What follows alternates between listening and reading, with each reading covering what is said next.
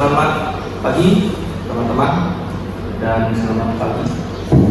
Swastiastu. Om Swastiastu. Pada kesempatan kali ini di podcast UKMPS ini saya kedatangan tamu atau mengundang narasumber yang berasal dari kampus IHM Negeri 3 Mataram yang merupakan ketua MPR IHM Negeri 3 Mataram. Saya perkenalkan Ibu Tuesa Magita Putra. Sebelum saya mulai ke sesi podcastnya, di sini saya akan membacakan CV dari Kak Esa, yaitu yang pertama, Kak Esa ini lahir pada tanggal 16 Februari tahun 2021. Kak Esa ini alamatnya di Jalan Abdul Qadir Munshi di Karangtimah, Unian Mataram. Terus bisa mungkin menghubungi nomor kontak Kak Esa nanti ya. Nanti kita tulis di bawah nomor HP-nya.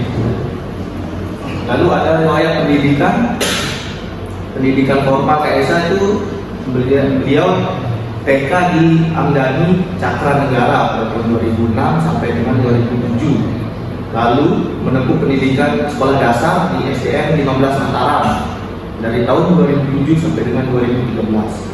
Lalu melanjutkan studi ke SMP di SMP 16 Mataram pada tahun 2017 sampai dengan 2016. Lalu pendidikan SMA di SMA 6 Mataram pada tahun 2016 sampai dengan 2019. Dan yang sekarang di Kak Esa ini kuliah di IHM Negeri 3 Mataram, tepatnya di Fakultas Dharma Sastra. Jurusan apa? Kalau boleh tahu Kak Esa? Jurusan hukum ya. Prodi hukum. Jurusannya Dharma Sastra. Jurusan Dharma Sastra tahun 2019 sampai sekarang. Lalu ada pendidikan informal yang Kak Esa ikuti, ada diklat teater odok tahun 2016, ada diklat manajemen organisasi kaderisasi tahap 1, diklat kepemimpinan dan manajemen organisasi, dan TOT regional Jabar Nusa Istimewa pada tahun 2022. Lalu ada pengalaman organisasi yang pernah diikuti oleh Kak Esa. Yang pertama pada tahun 2016 tahun 2017 mengikuti organisasi Serada dan Bakti SMA 6 Mataram menjadi pengurus upacara dan kerohanian. Lalu ada Sanggar Seni Teater Odok menjadi anggota pada tahun 2016-2019. Mungkin itu saja yang pengalaman organisasi yang saya sampaikan karena ini ada banyak ya. Lalu ada pengalaman lainnya, yaitu sebagai pemeran atau aktor utama dalam festival teater modern pelajar se-NTB 2016 dengan lakon Akal Lulus Latin. Lalu menjadi asisten sutradara dalam festival teater modern pelajar se-NTB tahun 2017. Jadi Kak Esa ini lebih gemar ke perfilman ya. Jadi pernah dulu ke teater waktu masih SMA ya. Lalu Kak Esa juga pernah menjadi ketua panitia Rakum UKM Musik di IHM Negeri 3 Mataram tahun 2021. Adapun prestasi yang sudah diraih oleh Kak Esa itu ada juara 1 lomba menulis puisi se-SDN 15 Mataram 2011. Lalu menjadi aktor utama terbaik Festival Teater Modern Pelajar se-Nusa Tenggara Barat. Lalu menjadi juara 1 menulis cerpen dan lomba karya sastra dan imajinasi seni se-Kota Mataram. Moto hidup Kak Esa ini adalah terima kasih saya ucapkan kepada Tuhan dan semoga kisah hidup ini akan tercatat sebagai bagian dari sejarah dunia.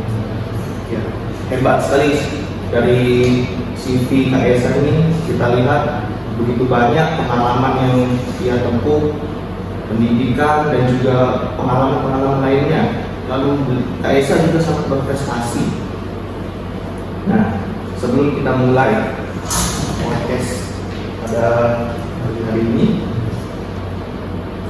saya ingin bertanya nih Kak Esa, bagaimana kabar Kak Esa sekarang? Sekarang kalau ditanya kabarnya sangat baik, dan untuk sekarang ini saya mengucapkan terima kasih terutama pada bisa menunggu puasa, karena di akhir-akhir ini karena di awal tahun kemarin banyak sekali keinginan dan target hidup yang sudah saya tapak gitu. Ya semoga saja bisa lebih baik lagi, dan untuk kita semua juga semoga dianugerahi oleh ini sangat dewasa selaku pemberi anugerah. Baik. Mungkin kita bisa langsung ke pertanyaannya. Nah, di sini tema podcast kita pada hari ini itu adalah membangun kaderisasi organisasi mahasiswa di IAHM Negeri Puja Mataram. Kebetulan KSA ini juga aktif di organisasi dan menjadi ketua UKM, ketua MPM di IAHM Negeri Puja Mataram periode 2022 dan 2023. Nah, terkait dengan tema kita pada hari ini membangun kaderisasi organisasi mahasiswa di IAHM Negeri Puja Mataram. KSA sebagai seorang mahasiswa yang aktif di organisasi, nah, bagaimana cara KSA membagi waktu agar efektif dan efisien selama perkuliahan? Seperti yang kita tahu, mahasiswa itu kesulitan dalam membagi waktu antara perkuliahan dan organisasi yang dia ikuti. Makanya tak jarang banyak mahasiswa yang tidak mau ikut organisasi karena tidak mau waktu kuliahnya itu terganggu. Jadi bagaimana cara KSA membagi waktu yang efektif? Oke, kalau dari saya sih yang jujur aja, waktu awal-awal saya berorganisasi itu SMA. Itu kalau cara bagi waktu saya bisa dibilang saya waktu itu random banget. Kalau emang ada waktu luang organisasi, ya saya los itu jalan gitu. Waktu sekolah. Jadi tidak ada sebenarnya saya itu cara tertentu untuk mengefektifkan waktu gitu. Nah, tapi saat saya masuk kuliah itu semakin padat waktu saya organisasi dan waktu saya berkuliah. Di situ saya mulai memakai sistem prioritas dan kepentingan. Kenapa ada prioritas dan kepentingan? Maksudnya itu ada sesuatu yang kita prioritaskan di sana dan ada sebuah kepentingan di sana. Misalnya begini. Kenapa saya mengikuti organisasi ini dan kenapa saya aktif di sini dan kenapa saya kuliah? Tentunya di sana ada sebuah kepentingan. Nah, kepentingan itulah yang menimbulkan sebuah prioritas yang mana didahulukan.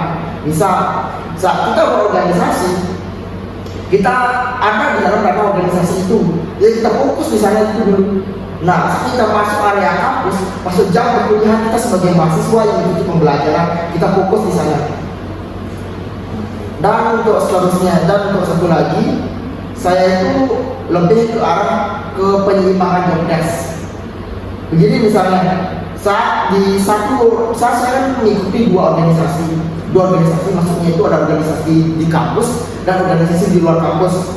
Dan saya juga memiliki sama-sama memegang jabatan di sana. Dan cara saya untuk bisa membagi waktu, tentunya di sela-sela kuliah juga, itu saya memakai sistem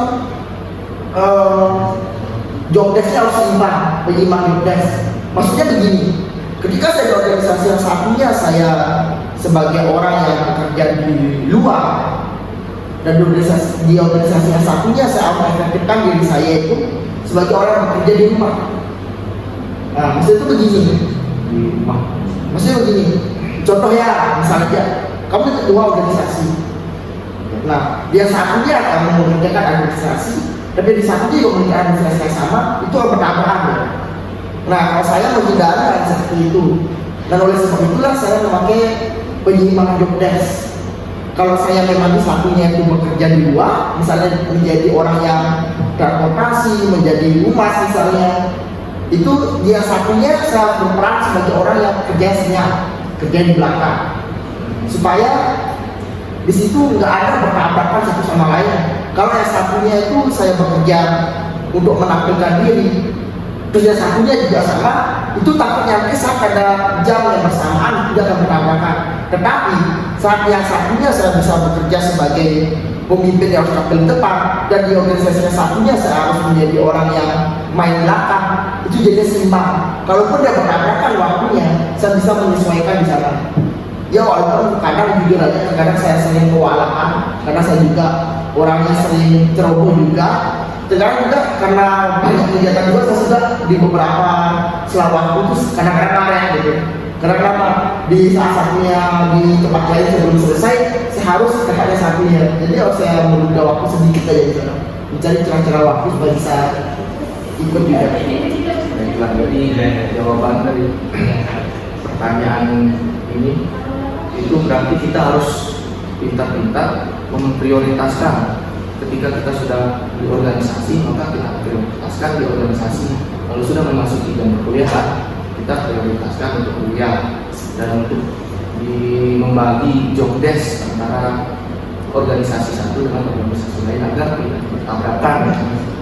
Nah, pertanyaan berikutnya guys, sebelum kita membahas lebih lanjut lagi kaderisasi organisasi mahasiswa di kampus, menurut Kak Esa, definisi kaderisasi itu seperti apa sih?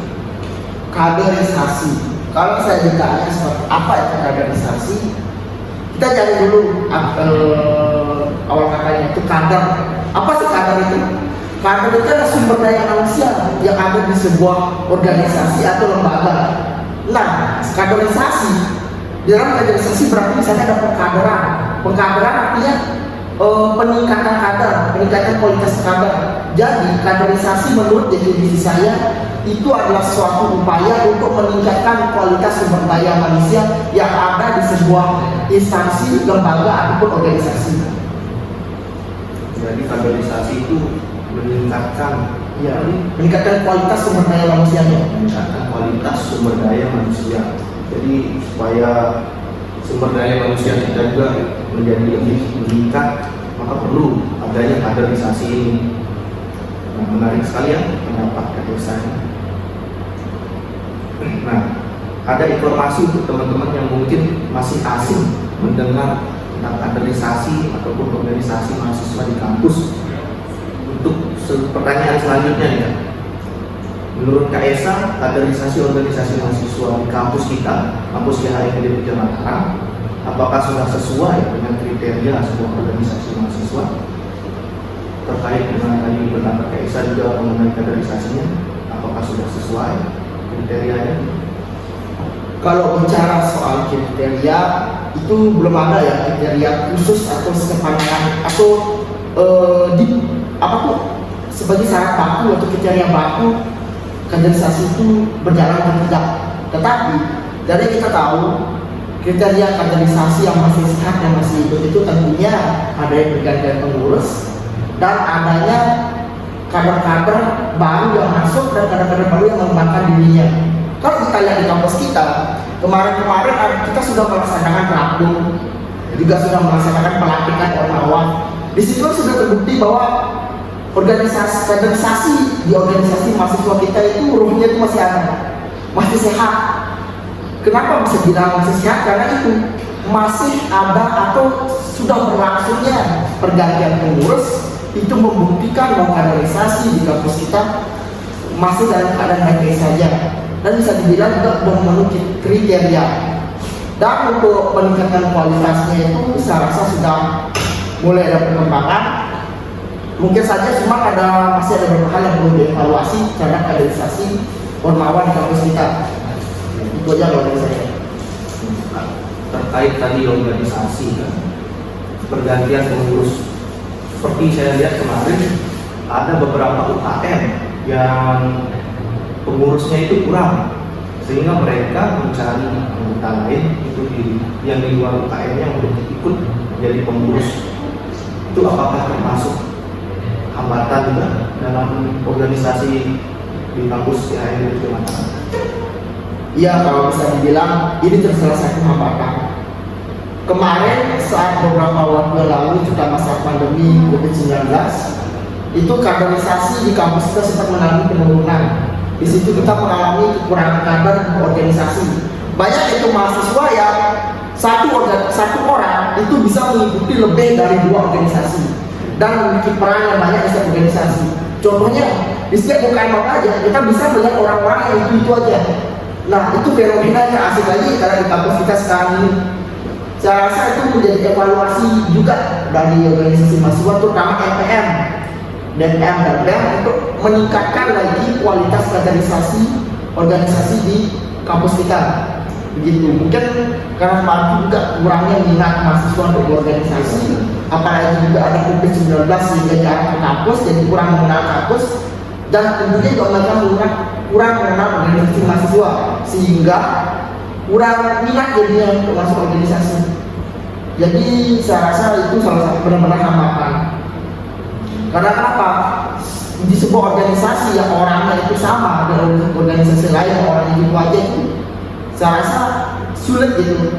Maksud dalam artian orang itu benar-benar tidak bisa maksimal untuk menjalankan program kerjanya dia, PJ-nya dia sendiri, dan tanggung jawab dia sendiri dia jadi kurang maksimal. Karena apa? Dia ada di organisasi ini, dan organisasi itu. Bahkan dia bisa satu orang itu bisa banyak jabatannya dari atas ke bawah dia ada. PJ sendiri juga saya rasa juga bisa organisasi ada. Saya mengikuti kurang lebih ya ada 4 organisasi di sini. Itu di UKM Yoga, UKM Penalaran di Riset, UKM Pers, sama di BEM kayak di Mataram.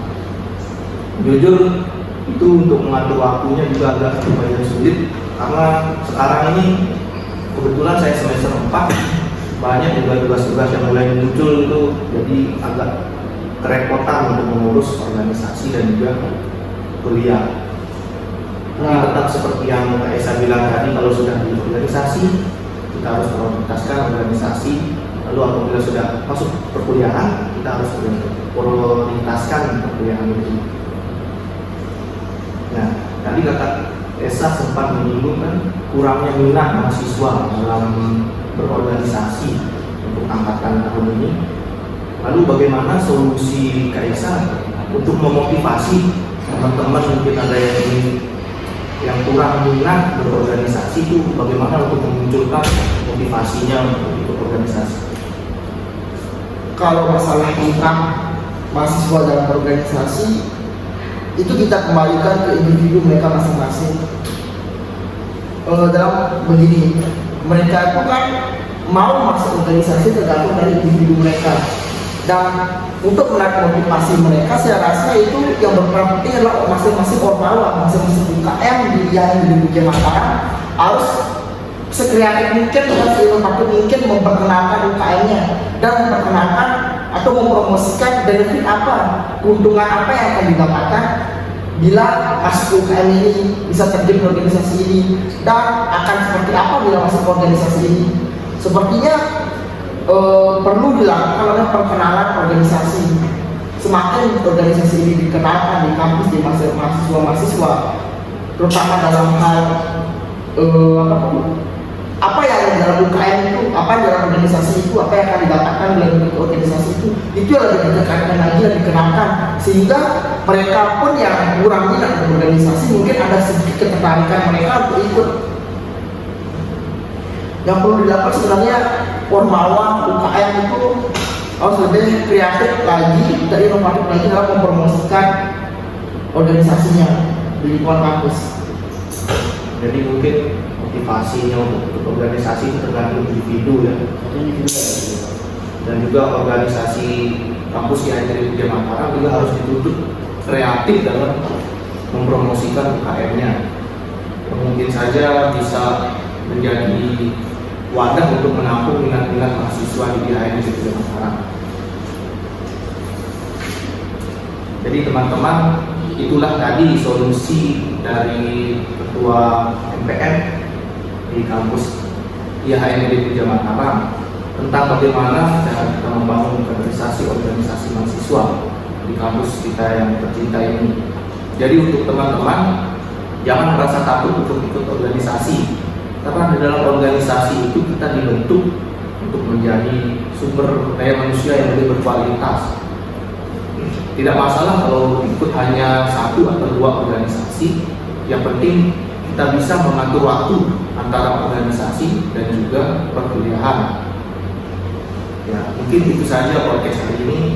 Terima kasih Kak Esa atas informasi yang sangat bermanfaat mengenai kaderisasi organisasi mahasiswa ini, khususnya di kampus kita, karena tahun ini sepertinya minat organisasi mahasiswa agak kurang.